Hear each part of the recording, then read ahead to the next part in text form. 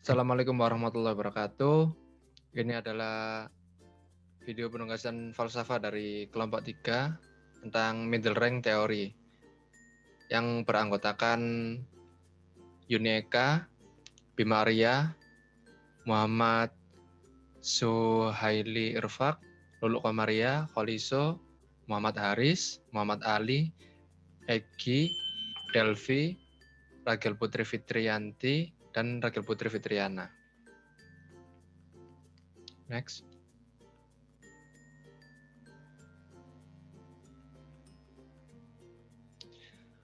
Yang pertama, definisi middle rank theory of nursing. Middle rank teori teori middle rank merupakan level kedua dari teori keperawatan. Teori middle rank cukup spesifik untuk memberikan petunjuk riset dan praktik. Cukup umum pada populasi klinik dan mencakup fenomena yang sama. Sebagai petunjuk riset dan praktek, middle rank teori lebih banyak digunakan daripada grand teori dan dapat diuji dalam pemikiran empiris. Middle rank teori dapat didefinisikan sebagai serangkaian ide atau gagasan yang saling berhubungan dan berfokus pada satu dimensi terbatas, yaitu pada realitas keperawatan. Perbandingan dengan level teori yang lain.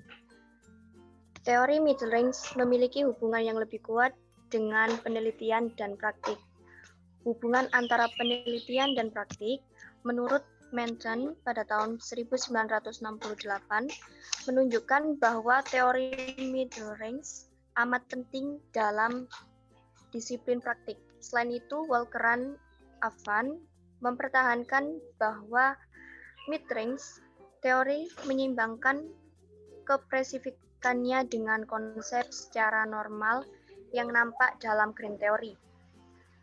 Kramer pada tahun 1995 mengatakan bahwa middle range teori sesuai dengan lingkup fenomena yang relatif luas tetapi tidak mencakup keseluruhan fenomena yang ada dan merupakan masalah pada disiplin ilmu. Bila dibandingkan dengan grand teori, middle range teori ini lebih konkret. Menton pada tahun 1968 yang berperan dalam pengembangan middle range teori mendefinisikan teori ini sebagai sesuatu yang minor tapi penting dalam penelitian dan pengembangan suatu teori.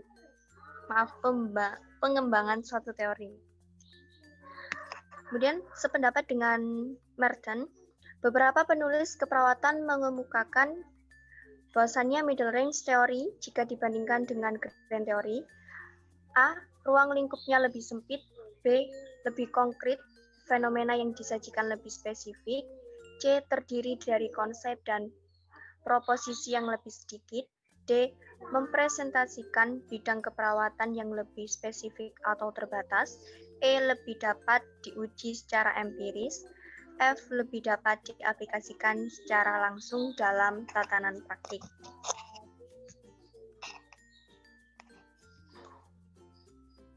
Selanjutnya, pengelompokan teori.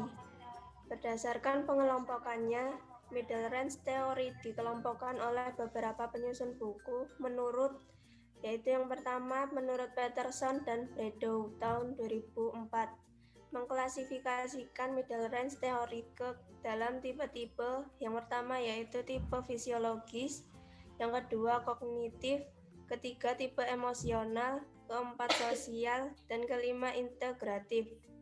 Yang kedua, Tomei dan Elliott pada tahun 2006 berdasar tema masing-masing teori yaitu illness trajectory, yang kedua tidal model, dan ketiga comfort, terakhir peaceful end of life. Selanjutnya, ciri middle range teori. Menurut MC KNHP tahun 1997, nomor 1, bisa digunakan secara umum pada berbagai situasi. 2. Sulit mengaplikasikan konsep ke dalam teori. 3. Tanpa indikator pengukuran. 4. Masih cukup abstrak. 5. konsep dan proporsi yang terukur. 6. Inklusif. 7. Memiliki sedikit konsep dan variabel. 8. Dalam bentuk yang lebih mudah diuji. 9. Memiliki hubungan yang kuat dengan riset dan praktik. 10.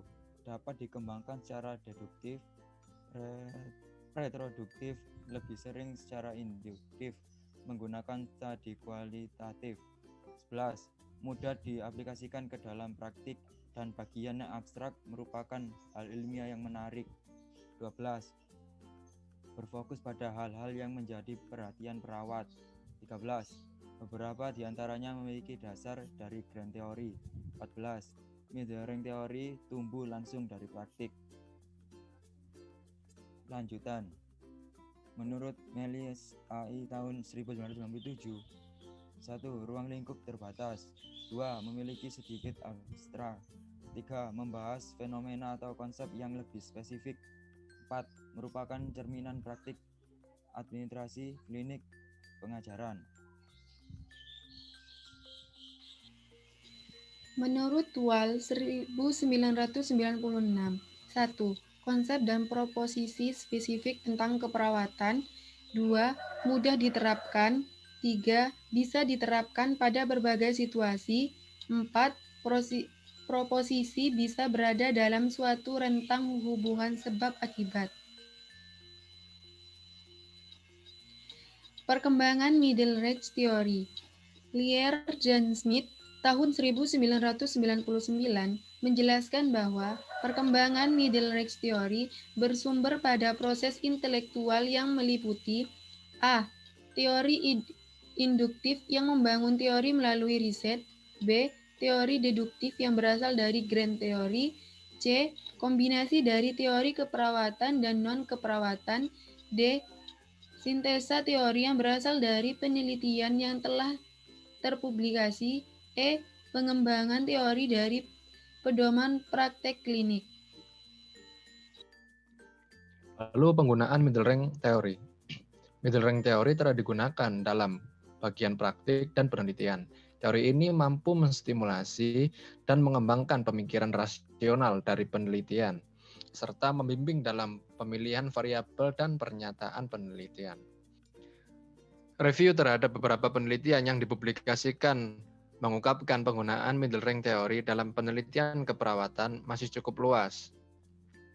Dan sebagian besar middle rank teori berasal dari disiplin ilmu lain. Hal ini sangat jelas ketika kita membandingkan seberapa sering middle rank teori dan grand teori dikutip dalam literatur penelitian keperawatan.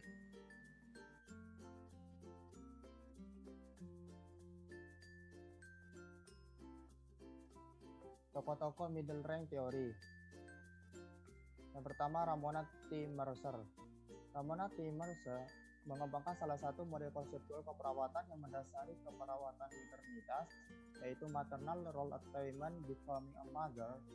Fokus utama dari teori ini adalah gambaran proses pencapaian peran ibu dan proses menjadi seorang ibu dengan berbagai asumsi yang mendasarinya. Model pencapaian peran maternal yang dikemukakan oleh Mercer dengan menggunakan konsep Grove-Brenner tahun 1979 memperlihatkan bagaimana lingkungan berpengaruh terhadap pencapaian peran ibu. Dan selanjutnya, tokoh Catherine Kolkaba mengembangkan teori kenyamanan melalui 3 jenis pemikiran logis, yaitu induksi, deduksi, dan reproduksi. Selanjutnya, tokoh Pamela Girit dengan teorinya, yaitu teori self-transcendency, meliputi 1. Vulnerability, 2. Self-transcendence, 3. Well-being, 4. Moderating mediating factor, 5. Point of intervention. Caroline L. Wiener hidup disituasikan dalam konteks biografi. Konsepsi diri berakar pada kondisi fisik dan diformulasikan berdasarkan kemampuan menerima untuk membentuk kebiasaan atau aktivitas yang diharapkan dalam mencapai tujuan dari aturan yang berbeda. Interaksi dengan orang lain adalah pengaruh utama major influence untuk membentuk konsep diri. Semua komponen yang berperan tersebut disebut total organisasi. Seorang yang sakit pasien merupakan pekerja utama, namun semua pekerjaan yang diambil di dalamnya dipengaruhi oleh total organisasi. Untuk selanjutnya ada Charlie Tatano Beck. Depresi postpartum adalah gangguan mood yang secara historis sering diabaikan dalam keperawatan kesehatan, membiarkan ibu menderita dalam ketakutan, kebingungan, dan keheningan. Jika hal ini tidak terdiagnosa, dapat mempengaruhi hubungan ibu, bayi, dan dapat menyebabkan masalah emosional jangka panjang bagi anak. Cheryl memperkenalkan nurse program untuk menangani depresi postpartum. Nurse program ini meliputi 5 aspek perawatan yang diperlukan untuk menyembuhkan depresi postpartum, yaitu yang pertama, nourishment and needs atau nutrisi dan kebutuhan lain. Yang kedua, understanding atau pemahaman. Yang ketiga, rest and relaxation atau istirahat dan relaksasi. Yang keempat, spirituality atau spiritualitas. Yang kelima, exercise atau latihan. Masing-masing aspek didiskusikan secara terpisah dan dikolaborasikan dengan ibu yang bersangkutan. Mereka seringkali hanya bisa berfokus pada 1 atau 2 aspek dalam satu waktu. Namun program ini harus diselesaikan dalam setiap tahap penyembuhan mereka. Selanjutnya yaitu Merle-Helene Michel. Teori ini menjelaskan bahwa keraguan dapat mempengaruhi kemampuan pasien untuk beradaptasi pada suatu penyakit. Keraguan terhadap penyakit berhubungan dengan penyesuaian yang buruk dan sering perlu dinilai sebagai ancaman yang memiliki efek merusak. Keraguan terhadap penyakit juga berkaitan dengan coping maladaptif, distress psikolog yang lebih tinggi, dan penurunan kualitas hidup. Selanjutnya ada Bill Barker. Dapat diringkas menjadi 10 komitmen yang perlu diperhatikan. Yang pertama, value the voice atau menghargai suara. Yang kedua, respect the language atau hormati bahasa. Yang ketiga, develop genuine curiosity atau mengembangkan rasa ingin tahu. Yang keempat, become the appreciatis menjadi appreciatis. Yang kelima, reveal personal wisdom atau menggunakan kebijaksanaan. Yang keenam, be transparent atau jadilah transparan atau terbuka. Yang ketujuh, use the available toolkit, gunakan sumber daya yang ada. Yang kedelapan, craft the step beyond, menentukan langkah. Kesembilan, give the gift of time, berikan waktu. Yang ke-10, know the change is constant, ketahuilah bahwa perubahan adalah konstan. Selanjutnya, Kristen Swanson. Asal teori Swanson dapat ditemukan dalam wawancara yang dilakukannya pada wanita yang mengalami keguguran. Orang tua yang memiliki anak di unit perawatan intensif, ibu yang secara sosial beresiko adalah melalui sistem untuk menerima berbagai macam bentuk perawatan kesehatan. Melalui wawancara ini, Swanson mampu memahami ruang lingkup caring secara keseluruhan dan pada saat yang sama menguraikan dimensi spesifik dari apa yang diperlukan seorang perawat untuk merawat pasien.